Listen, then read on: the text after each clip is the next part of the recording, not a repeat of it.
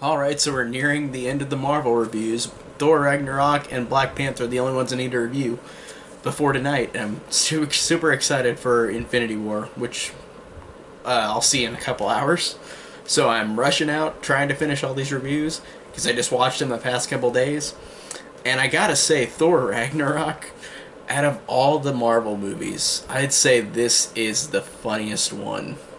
Like, I'm gonna say that right now. This is the most hilarious Thor movie out of all of them, and the funniest Marvel movie out of all of them. Because of Taika Waititi, I'm really glad that they got him as a director. I've only seen one of his movies, which is Hunt for the Wilder People, and I want to see What We Do in the Shadows because of this movie and Hunt for the Wilder People, because both these movies that I've seen of his are fantastic, and I think that he delivers comedy in such a clever way. Like, his jokes in these movies, like, they could be like stupid jokes, but like the way that he does them in such a creative way, and it's hard to describe. But in terms of a typical comedy, this does not seem like his shtick is so funny in a way that I haven't seen before in comedy, and I think that he does a fantastic job with this movie. The way that it doesn't take itself seriously, which wasn't a fault for the other two Thor movies, but I liked how this one, like, not treating the Thor films as a joke, but treating it as it's gonna be balls to the wall silly, and in this one it really delivers on that, but in a way that I genuinely love. Like, all the humor, the whole movie. Rewatching it, I laughed the whole time. Like, there was barely a joke that I could even say was bad. I thought that they all delivered on such a great note. All the humor, all the jokes. The performances, I think, are the reason for that. All these actors are great. Again, Chris Hemsworth is still awesome as Thor. He gets a little more depth in this movie, I feel like, than the other two. And that's great because Thor is, like, the character Thor is just kind of like this, like, barbarian, dumb guy, I feel like, in the first two. And I mean, I like his performance in the first two, but he is typically just kind of this dumb guy.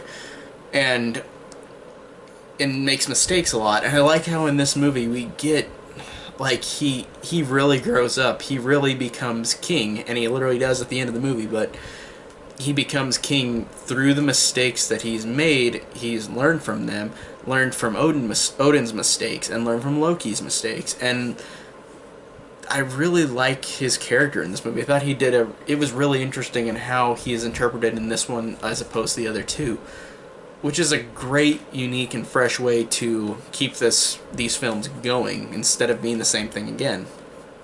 And I felt like the first two Thor movies were pretty samey, not in a bad way, but they were just kind of more of the same. And like, Chris Hemsworth is great in this movie. He's got great comedic timing in this movie too. Loki, Tom Hiddleston, again, just awesome, like he is in all the other movies. This one, he has a lot. Again, he has more of an arc in this movie. Like, by the end of the movie, it felt like he actually had become something, because Loki has always had a want to be king. Like, he's always wanted to be something more, because whenever you realize in the first Thor how tragic his backstory is and how he was taken by Loki and he's a frost giant, like that, it really is cool how it is established from that movie to this, his change in how he's feeling in the situation. And I think that he's really, again, just entertaining and awesome in this movie as well. The jokes with him are great too. Like, I love how Loki, like, he's a snarky asshole, but like, I like how he portrays it in all the Thor movies and the Avengers movies, and in this one I thought that he did just a fantastic job again. Every one of the films he's in, he did great, and I loved his progression in this movie. And I loved how you feel like he really has come full circle at the end of this movie in terms of what he started in the first Thor to this. Like, it felt like he's actually changed as a character, and I thought that was really great. And newcomer Cate Blanchett is awesome. She's got kind of the typical, I guess she's got kind of the typical villain formula of the Marvel movies, but wow, she brings so much to it.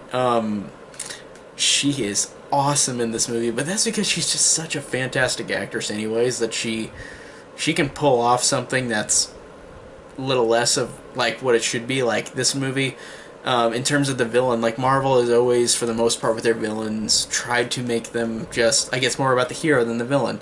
But in this, I thought she had enough screen time to justify her real reasoning. Like, she really was, like, diabolical, and the way that you realize how angry she was, again, another sibling of Thor's that wants to take the throne. But I like how she's never mentioned in the other movies, but they have a great way to explain that, in which Odin has kept her locked up, and until he dies, and he does die in this movie, she will finally be free. And that is a cool explanation for that, because whenever movies do this where they're like, oh, you have another family member that we never mentioned in the other films, I liked how this one established that she couldn't have been, because Odin had to die before she comes back. She's in prison until his death, and then she can be free.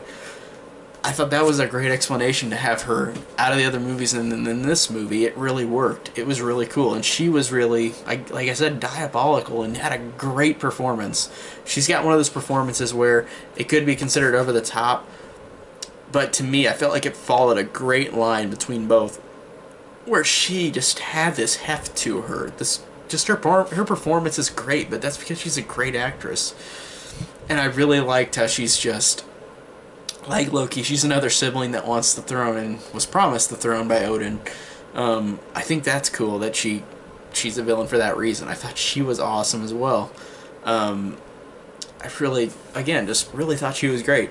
And then Idris Elba's back again in this one, where he is not in it as much, which is fine, because he's the one who's leading everybody out of Asgard, because they're trying to get everybody out before Ragnarok actually happens, because of Hela returning. And since Heimdall can already see what's going to happen, he already knows. And I think that's cool that he, even though his part is not super big in this movie, which is fine, because he had a big part in the other two movies, I think that he's great in this movie as well. Idris Elba is a great actor, and I think that he's awesome in this. And Jeff Goldblum is really, really awesome as the Grandmaster, because Jeff Goldblum, man, he just was amazing in this movie, and I love him anyways. He's already awesome, but like, he makes a lot of things in this movie just amazing, because he's just so genuinely hilarious, and he's so into this role. As the Grand Master, and he's just this leader in this planet where, like, they have gladiator fights with all these creatures, and he's the one who is the leader and who's created it. And he is hilarious because he's so, I don't know how to explain it. His jokes are just so funny and clever. Like, I don't know if it's just him or the writing. I know the writing's really good too, but I don't know which one's the reason why he's so great. But they're both, the writing and his performance are great, so I don't know which one it falls under. But man, he sold it out of the park. His jokes, like, some of them just, I lost it so many times. For example, the scene where Thor first meets him, and then he's talking about Asgard, and then the Grandmaster just says Asberg. Like, I don't know why. It just, the way he says these lines are really funny, and I love whenever Thor says, "I'm the god of thunder," and like he put his hands up, and then it makes little shocks of lightning in his hands or in his fingers, and then he says, "I didn't see any lightning, but were those sparkles?" Like everything he says is genuinely gold and genuinely funny, and I think that he was a great addition to the MCU. Like, that is so cool that they got Jeff Goldblum, as he is already fantastic, and he knocked it out of the park in this movie too. I really, really loved him. And another awesome new character in this movie that I loved was Valkyrie, played by Tessa Thompson, who was incredible in Creed 2, which is the only other thing I think I've seen her in. She is no exception here. This is an awesome performance as well. Everybody is great. I can't mention that enough, but she is really awesome, because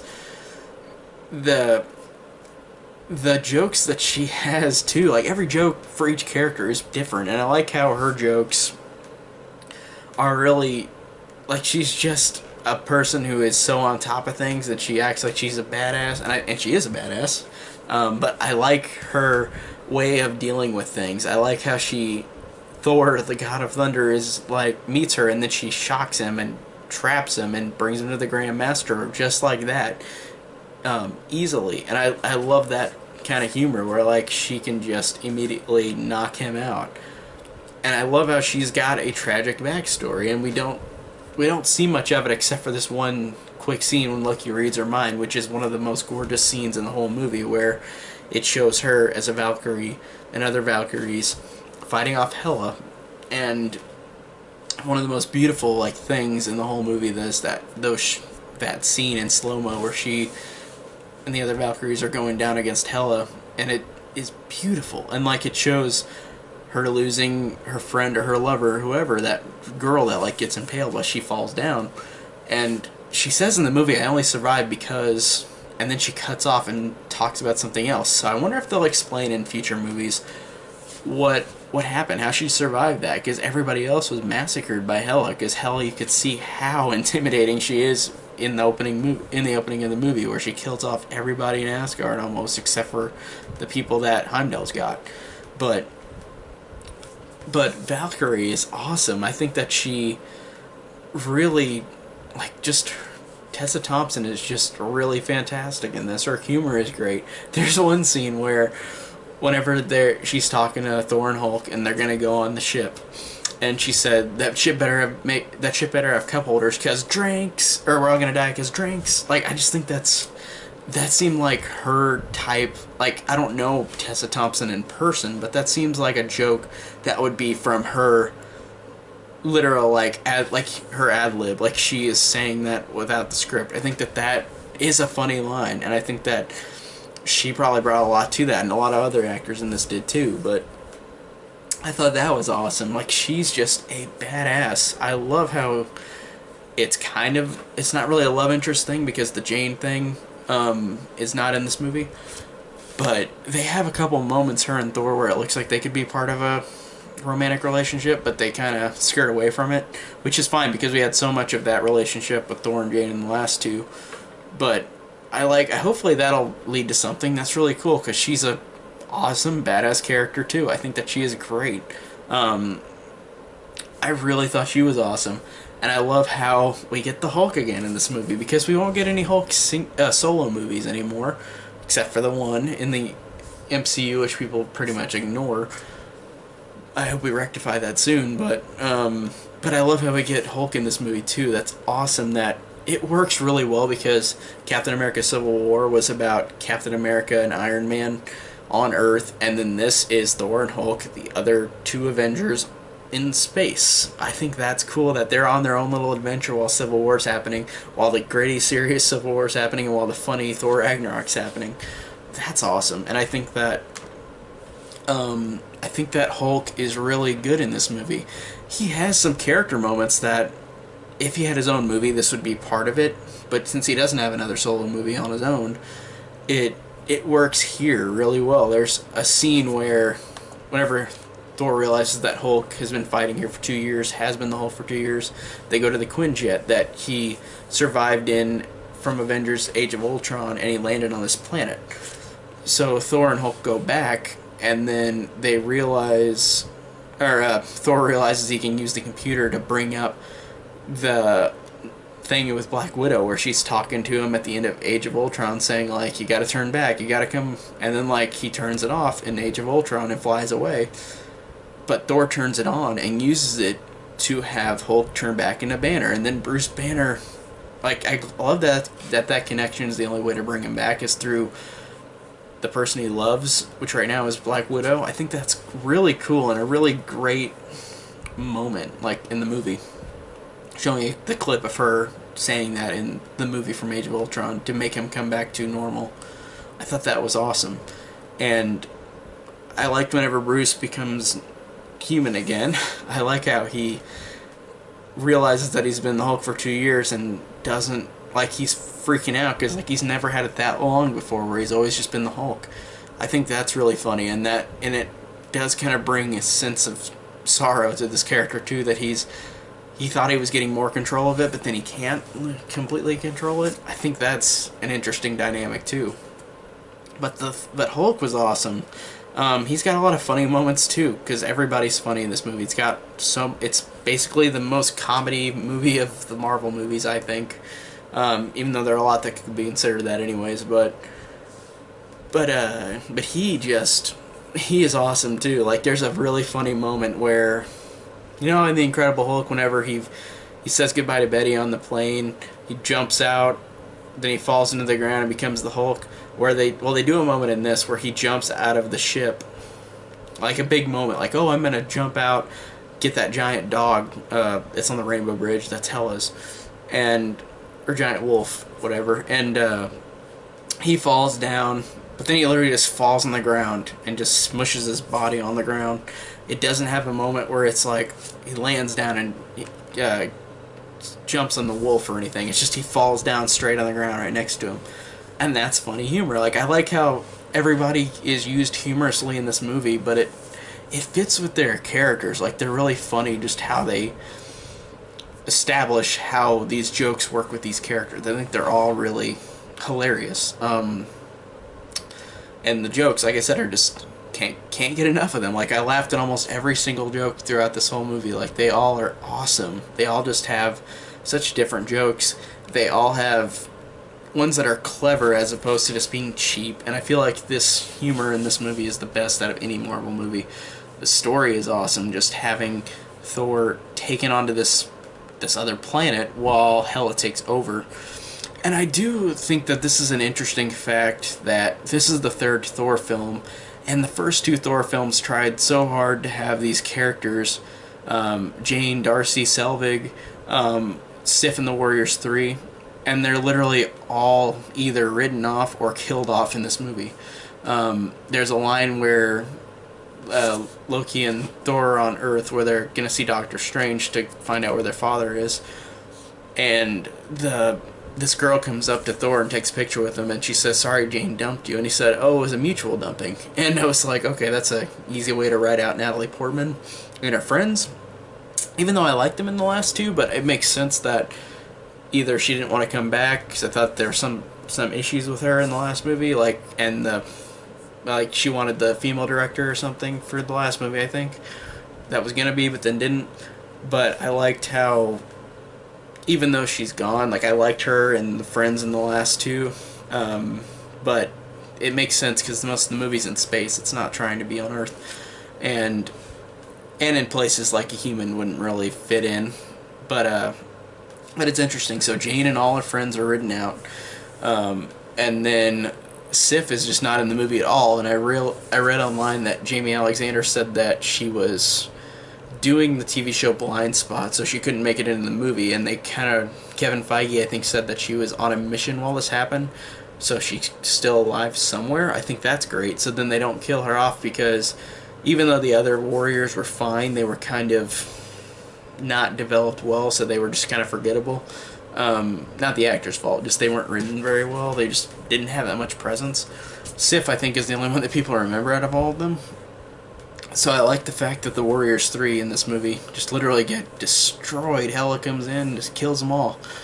And I like that it literally is the point of this movie. Like, Thor Ragnarok means the end of all of Thor's, what you knew about Thor with his friends. All his friends are gone, the old ones, except Heimdall and Loki.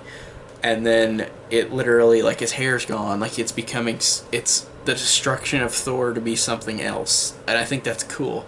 I think that that's really cool that they called it Ragnarok and used that and made it to where the story is going to be different. They're taking away everything else. And I think that it's not an insult to the other characters that aren't in the movie, but it's just interesting. But yeah, overall, Thor Ragnarok, I think, is just, rewatching it, it's just still the funniest Marvel movie. It's still got such charm, such likability, a fun story. It's got some good emotional moments. The scene where Odin dies is really great. The scene before the final battle with Hela, where Hela's beating Thor up, whenever Thor sees Odin kind of in a dream kind of thing. Thor's like, she's gonna destroy Asgard, and Odin says like, Asgard isn't a place, it's a people.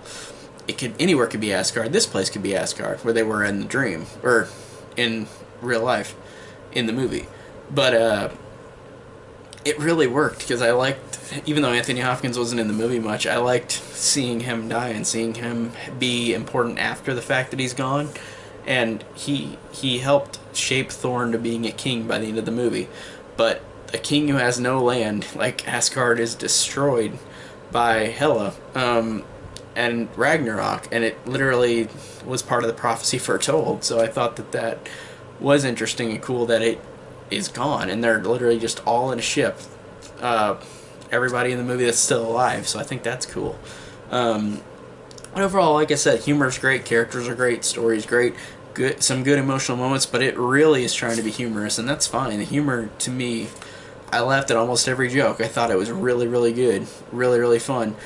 In my top 10 Marvel movies, yeah, it definitely is. It's light on substance, but it makes up with it for humor and really, really likable characters. So overall, Thor Ragnarok is easily the best Thor movie. Love the first one still, and the second one I thought was my least favorite out of all the Marvel films, but Thor Ragnarok I think is awesome. I think it just is entertaining, just one of the most entertaining Marvel movies in a really, really great way.